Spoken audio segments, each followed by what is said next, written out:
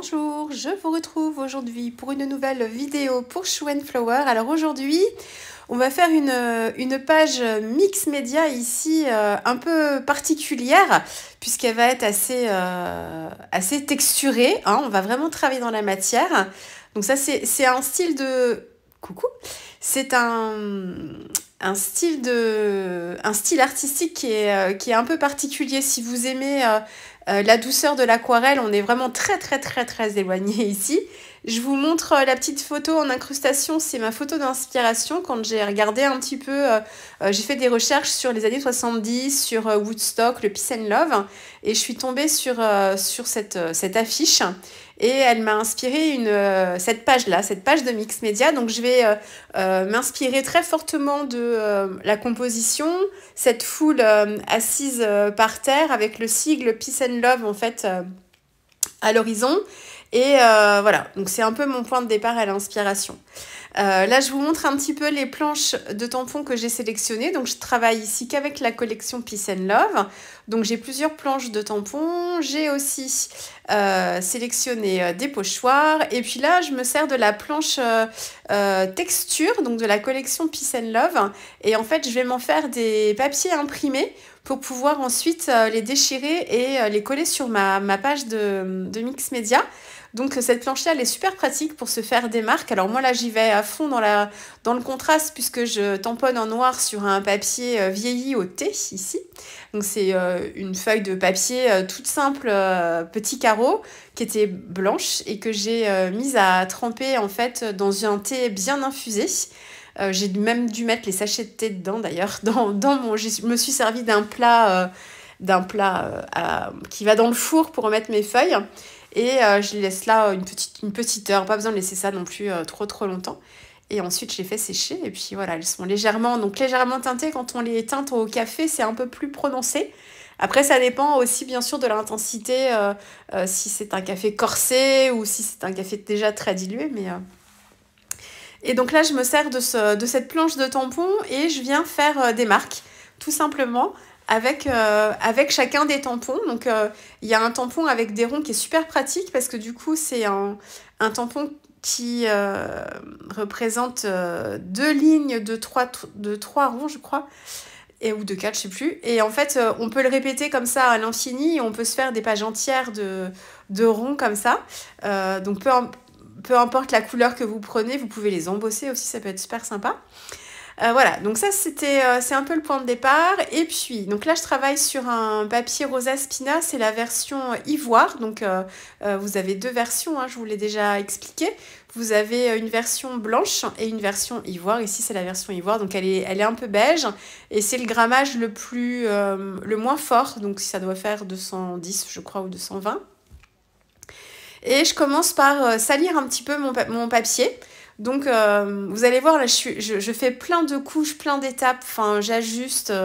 J'ai fait une page d'essai avant. D'ailleurs, c'est très rare quand je fais une page, entre guillemets, pour rien. C'est-à-dire que j'ai vu un petit peu le process créatif et jusqu'où je pouvais aller. Et du coup, à la fin, il n'en est ressorti pas grand-chose. Enfin, si, parce que je l'ai déchiré, mais j'ai récupéré les morceaux qui m'intéressaient. Ce sera l'objet d'une autre vidéo, pas forcément pour Chou, que je vais vous montrer aussi, ou que vous aurez peut-être déjà vu d'ailleurs, suivant l'ordre. Donc oui, donc c'est une page que j'ai déjà faite, parce qu'en fait, on n'est pas du tout... Là, j'utilise des couleurs... un peu style arc-en-ciel mais dans des couleurs pastel et ce sont pas du tout des couleurs que j'utilise en mix média habituellement, donc j'étais un petit peu déstabilisée et j'ai eu du mal à retomber sur mes pieds en fait à plusieurs reprises. Donc c'est pour ça que ma première page m'a servi vraiment de test pour voir ce qui marchait pas. Donc voilà, vous allez voir ça. Donc là, c'est ma deuxième. Donc je sais en fait quelles sont les couleurs que j'aime le moins, en tout cas sur cette réalisation-là. Ou alors à quel moment il faut que je les mette pour qu'elles se fondent bien dans l'ensemble. Et voilà, donc ça c'était une petite page de test. Et vous en verrez des petits bouts, hein, puisque j'en ai fait autre chose. Donc je m'amuse d'abord à crayonner sur ma feuille. Donc là, j'ai utilisé des crayons qui étaient des crayons permanents. Donc je crois que c'était les Chromaflo que j'avais sous la main, dans des couleurs un petit peu pastel justement. Et ensuite, j'ai peut-être dû prendre un crayon bleu style Woody, qui est un crayon gras mais qui s'aquarelle. C'est possible. Et puis ensuite, j'ai fait mes collages. Donc, je mixe à la fois des papiers de dictionnaire.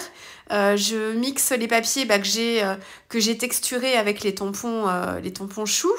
J'ai certains papiers aussi, papiers de carnet que j'ai vieilli aussi au thé, qui sont juste lignés, qui ne sont pas quadrillés et que je mets par certains endroits parce que j'aime bien leur couleur. Et je commence comme ça. Et je me laisse aller, en fait, je réfléchis pas du tout. À comment je vais... Enfin voilà, c'est vraiment le plaisir de créer quelque chose, de faire du collage, mais sans trop réfléchir à cette étape-là. Et là seulement maintenant, je commence à réfléchir un peu plus à ma composition, puisque le but ici est de faire un transfert d'image avec justement cette foule à Woodstock. Donc c'est ma photo qui va me servir à faire mon transfert. Et à l'endroit où je vais avoir cette foule, je voulais un effet de terre. Et je voulais aussi des différences entre des différences sur les personnages qui sont assis. Donc, sans trop réfléchir non plus, mais c'est pour ça que vous me voyez utiliser en fait plusieurs couleurs différentes qui, mises comme ça, ne me plaisent pas.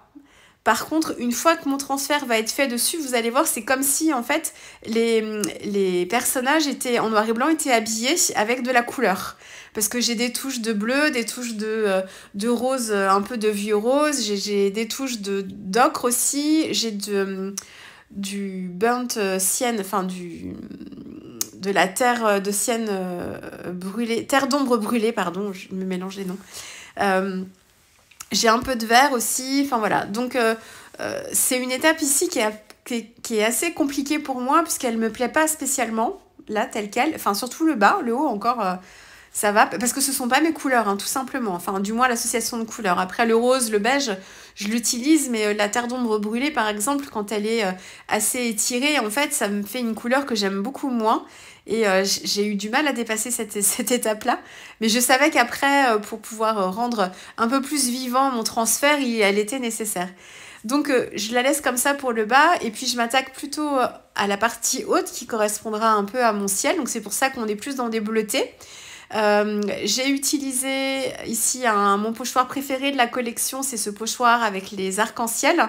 Et alors en fait, j'ai travaillé le haut de ma page avec des couleurs bleu, turquoise, un petit peu verte, un peu vert, pas vert olive, mais un vert très désaturé, proche du mastic un petit peu, vert de gris, enfin un peu plus soutenu que le vert de gris. Donc j'ai ce fond-là.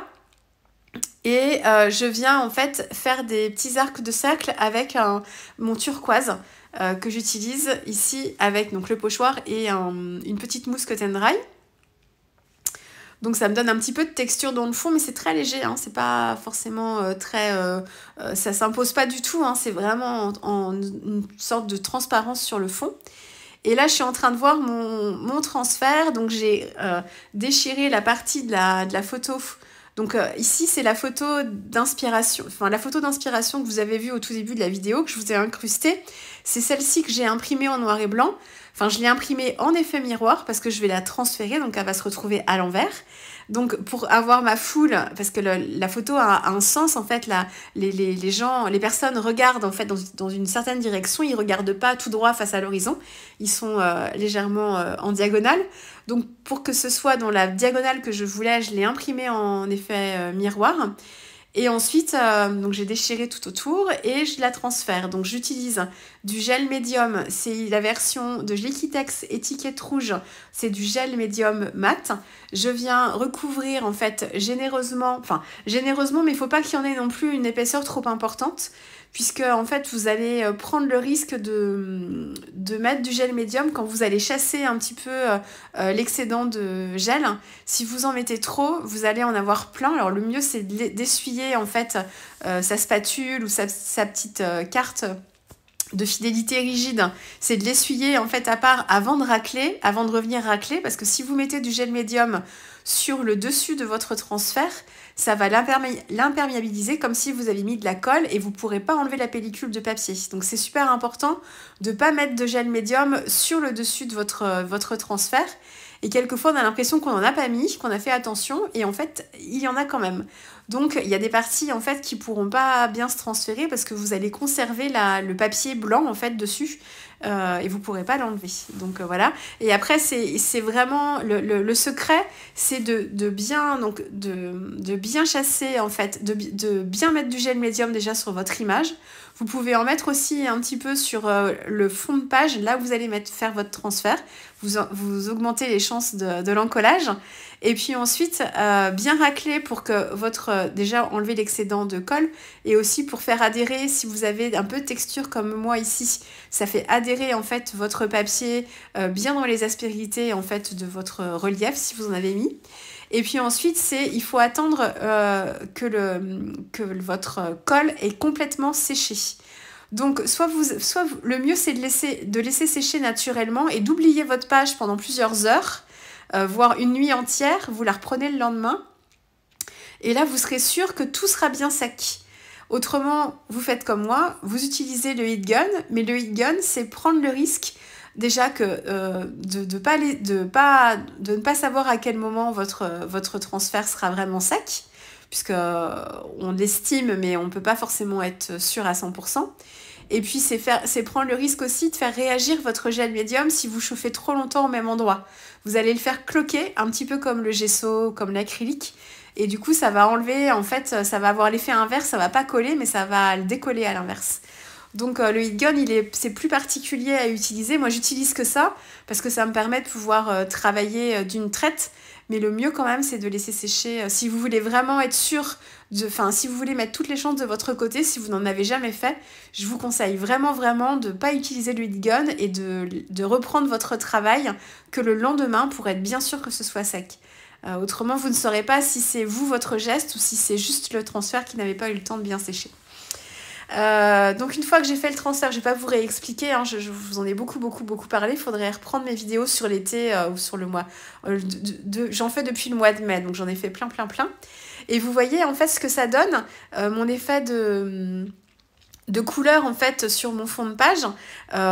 C'est comme si on avait des personnes assises qui avaient des vêtements de couleurs différentes ou de nuances différentes. Et je voulais volontairement en fait ce combo couleur là parce que Woodstock et les années 70, ça m'inspire en fait ces couleurs un peu, ce style baba cool, ces couleurs naturelles, ces teintes d'ocre, de couleurs de terre aussi. On se rappelle de certains festivals pluvieux où c'était la gadoue et où tout le monde ressortait couvert de boue.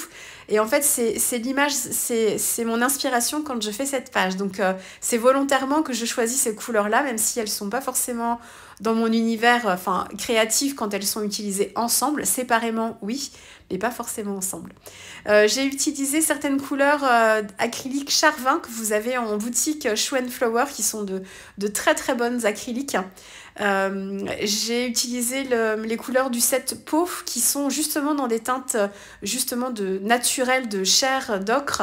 Elles sont très assorties en fait avec le set d'aquarelle Peace and Love travaillé avec Isaro. Donc on est tout à fait dans les mêmes teintes. Alors on sera pas dans les verts, là on est vraiment que dans les roses et dans les beiges, mais on est tout à fait raccord, hein. Donc j'ai fait ça. Vous m'avez vu faire plein de petits morceaux de papier coloré puisque je vais me faire en fait je voulais des rayons en fait qui partent du centre du sigle Peace and Love et qui partent tout autour. Bon, ça s'est transformé un peu en rouge. Je voulais vraiment un effet de rayon. Et ça s'est transformé, parce que ma page elle est quand même grande, hein, mais vous voyez, mes morceaux sont très très grands. Et j'avais en tête de me faire, oui, des rayons comme ça, qui soient pas tous de la même taille, un peu plus espacés que ça. Et ça s'est transformé en roux. Alors c'est pas plus mal, hein, ça fait comme un soleil un peu. Il y a le côté aussi un petit peu arc-en-ciel, mais on n'a pas les arcs là par contre. Donc ça j'ai pris du papier à dessin avec un tout petit peu de grain, donc je sais plus lequel, ou du mix média mais très fin, mais vraiment bas de gamme, on s'en fiche là. Franchement la qualité du papier a aucune importance ici puisque je travaille avec mes acryliques. Donc, j'apporte pas trop d'humidité et peu importe ce que vous utilisez. Autant sur le... Je vous parle beaucoup du papier, du matériel pour l'aquarelle, de l'importance de travailler avec un bon matériel si vous voulez vraiment, en fait, acquérir les techniques d'aquarelle pure. Si vous voulez vraiment travailler l'aquarelle, il vaut mieux investir dans du matériel, pas forcément du 100% coton, mais au moins un papier dit aquarelle euh, adéquate. Sinon, vous risquez de vous dégoûter du médium à cause de votre matériel et non pas à cause de votre technique du tout ou du médium en lui-même. Donc voilà. Mais ici, sur l'acrylique, on s'en fiche complètement, surtout pour ce que je fais ici. Je fais juste des aplats de couleurs, j'utilise même pas de pinceau, vous pourrez faire marche arrière, j'utilise mes doigts et je me suis déchiré des bandelettes de papier à dessin et j'ai juste mis de la couleur. Donc je suis partie avec tout ce petit mélange de couleurs. Alors c'est pas forcément un dégradé au sens propre du terme, parce que vous voyez que j'ai du bleu turquoise avec un petit peu de gris vert, j'ai du vert plus marqué, un vert un peu plus, pas pistache, mais un peu plus sauge.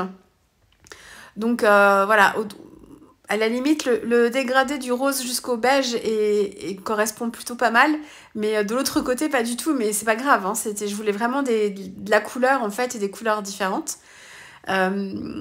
Donc oui, j'ai fait des bandelettes. Ensuite, je me suis découpé des bandes, mais pour me faire un peu des rayons. Donc ça part en biseau en fait, pour me faire un peu des rayons de soleil. Et puis j'ai essayé de trouver justement le classement des couleurs pour que ça me donne un petit esprit arc-en-ciel comme ça. J'aurais pu tout mélanger aussi, hein, ça aurait pu être sympa. Après, ça dépend. C'est pas forcément l'option que j'ai choisie, la direction que j'ai prise, mais ça peut être sympa aussi. Et puis, j'ai placé donc ces rayons tout autour de mon sigle pour me permettre de l'entourer. Et là, j'ai placé mes lettres en fait pour voir si j'avais assez de place pour placer le mot Peace and Love. Alors, vous remarquerez, là, je travaille ici avec la Groovy Box de la collection Peace and Love. Donc l'alphabet ici, il se trouve exclusivement dans cette Groovy Box. Et dans l'alphabet, vous avez en fait, pour certaines lettres sont doublées avec des formes différentes. Donc là, j'avais pas forcément vu ça au début. Notamment, j'avais pas vu pour le A, mais apparemment, c'est même pas qu'apparemment, c'est sûr. Le A en fait est proposé dans deux formes différentes. La forme que j'ai découpée au début avec une queue, en fait, la queue du A qui est très très longue et du coup qui me prenait trop de place, moi. Alors j'aurais pu la raccourcir d'ailleurs, j'y ai pensé qu'après coup, mais j'aurais pu. Mais en fait, il y avait une autre version du A beaucoup plus compacte qui convenait bien mieux par rapport à l'espace que j'avais. Par contre, j'ai laissé le V.